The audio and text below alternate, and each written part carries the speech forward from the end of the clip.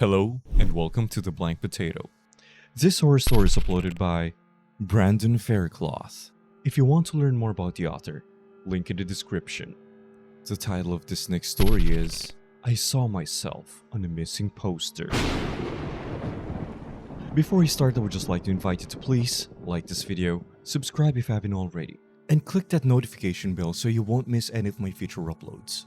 So, get comfy and let's begin. When I was 8 years old, my little brother Dylan went missing. He was 4 at the time, and he had been out in the fence in the backyard 1 minute and gone the next. Everyone went crazy looking for him, of course.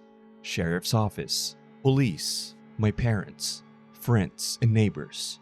At first, everyone said that we'd find him within the first day. Though, even at 8, I could hear the kind lie in their voice. There was no sign of a gate being left open or a gap in the fence large enough for him to squeeze through, which meant that someone had snatched him. And unless we got an idea of who or they contacted us, well, how are we ever going to get him back?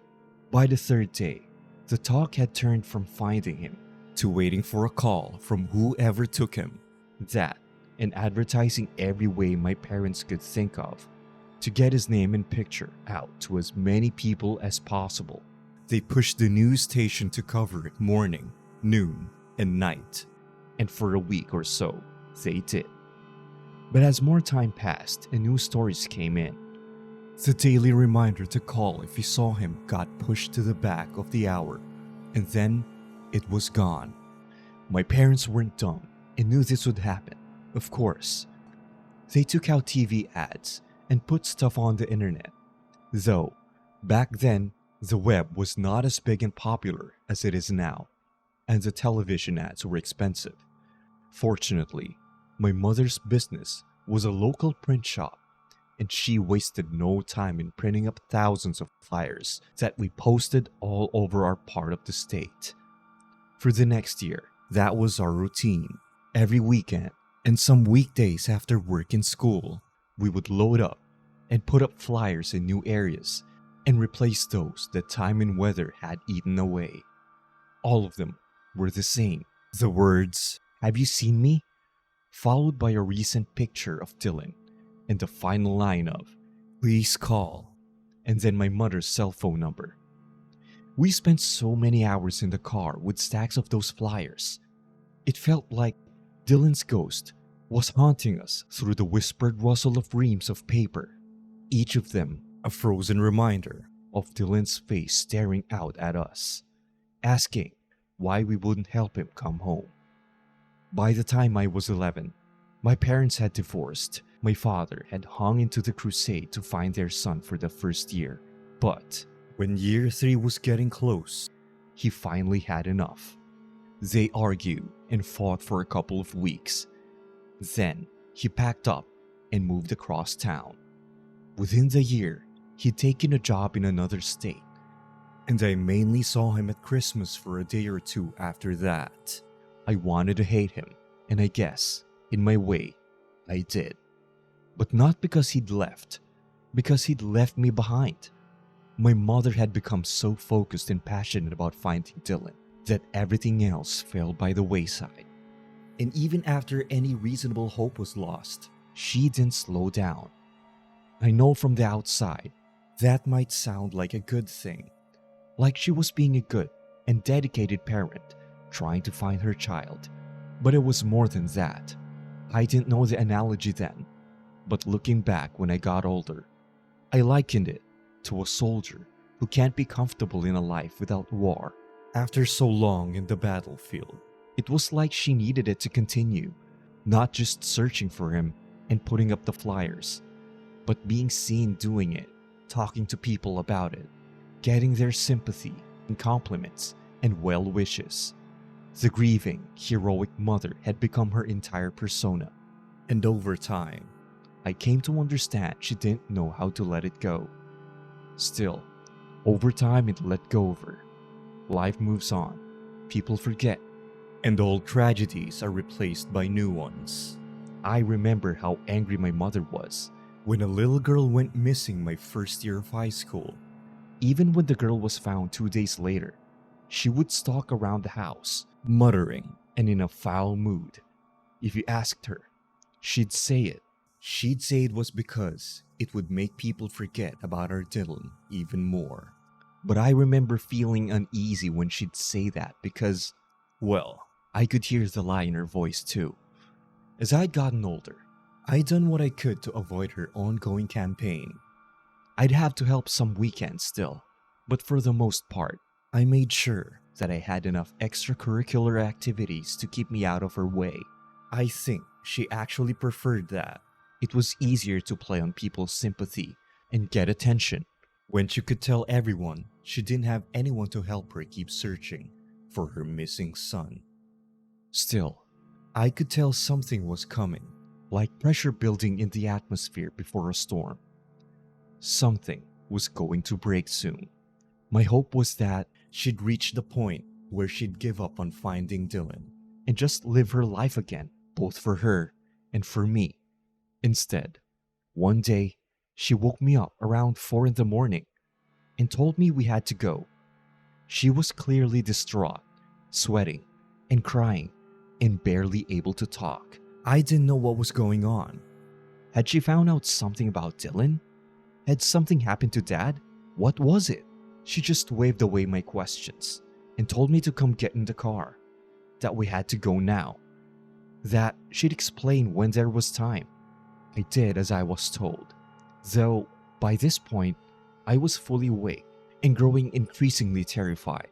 When she got behind the wheel, I half expected her to peel out of the driveway and shoot off at top speed, but she didn't.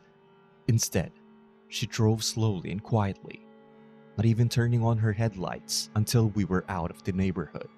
"Mom, what's going on?" She glanced over at me, sweat still pouring down her cheeks. It'll be okay. Just wait.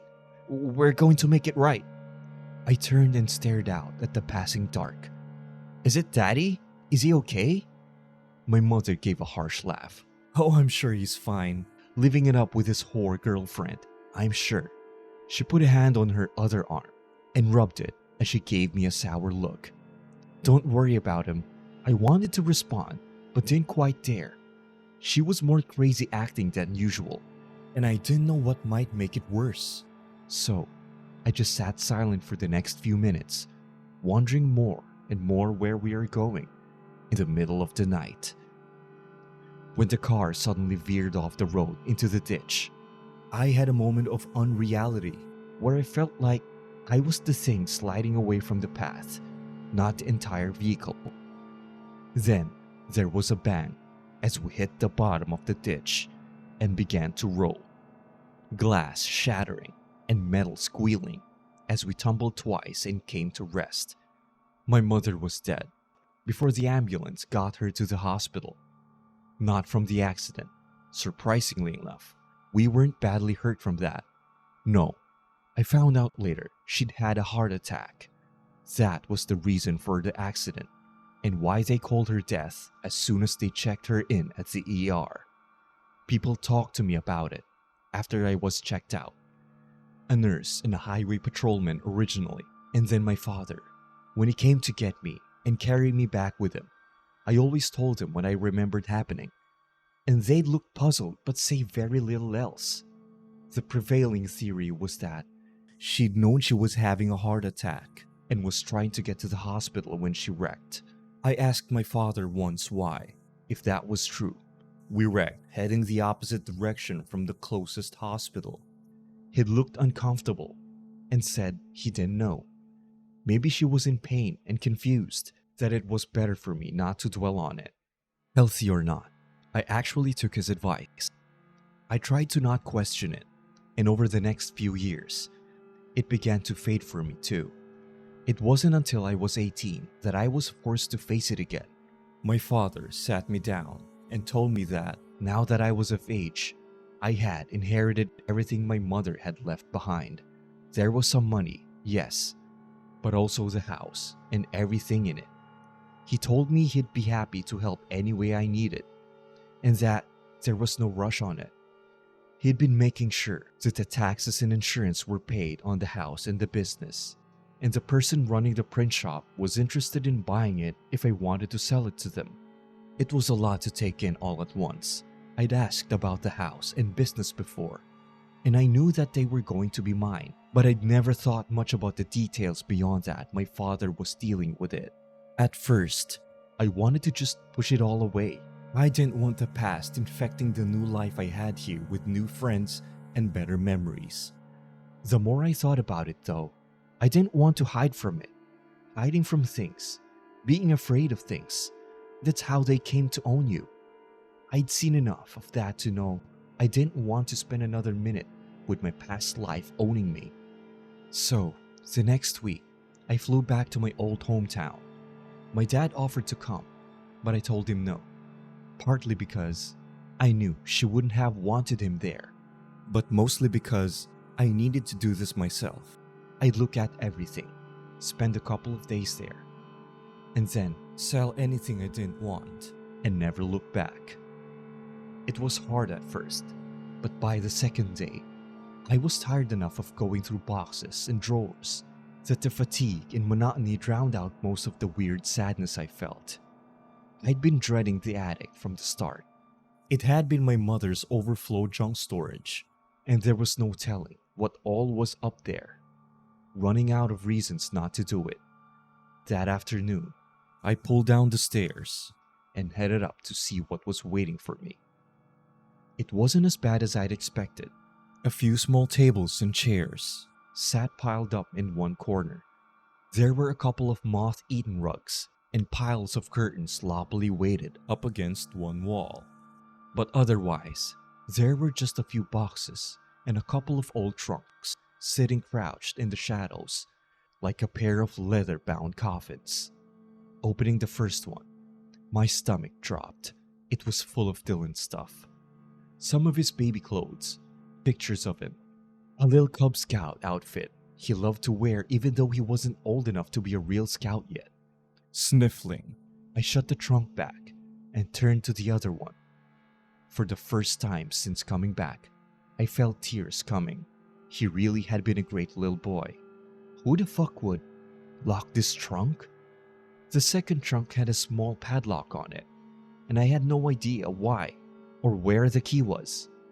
After looking around for a minute for any sign of a key stashed away nearby, I went downstairs and got a knife and a pair of pliers.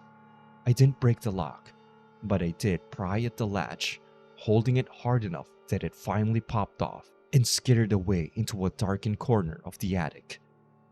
Grasping the trunk lid, I realized I was holding my breath. It would be fine. Just more sad stuff maybe, but probably just cluttered with old junk. What else could it? I froze as I stared into the trunk. What? That didn't make any sense. The inside wasn't cluttered or messy at all.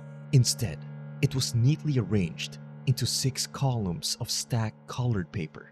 Chartreuse number 2. My brain whispered to me. I knew the shade because Mom had always told me how important the color was for Dylan's flyers. You had to catch the eye without obscuring the details. The words in the picture were key. The ones in the trunk were much as I remembered. Not just the same yellow, the same words too. Have you seen me? And please call, followed by my mother's cell phone number. In truth, I could only see one difference between the flyers I'd grown up with and the ones I was staring at now, heart beating out of my chest. It wasn't Dylan's sad ghost face staring up out of the trunk. It was mine. I remember the picture. I had been getting dressed up to go to an athletic awards banquet for girls basketball when my mother came in with her camera. She wasn't going to the banquet, of course. She had flyers to put out to counties up and was already running late. But before my friend and her mother got there to pick me up, could she just take a couple of pictures? I just looked so pretty, and she was so proud of having such a pretty girl. I tried to resist. I was running behind, and she was acting weirder than usual.